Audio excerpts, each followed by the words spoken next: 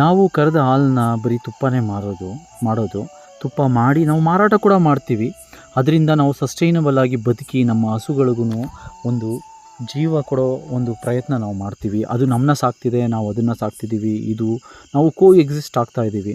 ನಾನೇನು ಬೇಡ್ಕೋತೀನಿ ಅಂದರೆ, ನಮ್ಮಂಥ ರೈತರಿಂದ ನೀವು ತುಪ್ಪ ಅಥವಾ ಬೇರೆ ಪದಾರ್ಥಗಳನ್ನ ತಗೊಳ್ಳೋದ್ರಿಂದ ಇಂಡೈರೆಕ್ಟ್ಲಿ ನಮ್ಮ south Indian broad breed Bargur, Hallikar, Amrit Mahal, Kangayam, Khillar, Punganur ಇಂಥ ಎಲ್ಲ ಹಸುಗಳಿಗೂ ನೀವು ಕಾಂಟ್ರಿಬ್ಯೂಟ್ ಮಾಡಿದಾಗ ಆಗುತ್ತೆ.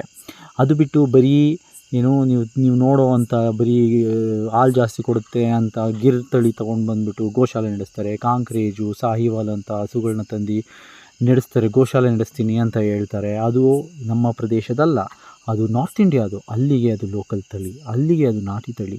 ಇಲ್ಲಿಗೆ ಬಂದು ಪಾಪ ಅವು climatic changes, they will undergo climatic changes. ಅಷ್ಟರಲ್ಲಿ ಅದಕ್ಕೆ ತುಂಬ ಸ್ಟ್ರೆಸ್ ಆಗಿಬಿಟ್ಟಿರುತ್ತೆ. ನೀವು ಬರೀ ಅದಕ್ಕೆ ಮಾತ್ರ ಸಪೋರ್ಟ್ ಮಾಡಿಬಿಡಿ, ನಮ್ಮಂಥವ್ರನ್ನ ಹುಡುಕಿ ನೋಡಿ ಸಪೋರ್ಟ್ ಮಾಡಿ. ಇದರಿಂದ ನಾವು ಎಕನಾಮಿಕಲಿ ಬೆಳೆಯೋದಕ್ಕಾಗತ್ತೆ, ನಾವು ಎಲ್ಲರೂ ಬೆಳೆದಾಗುತ್ತೆ.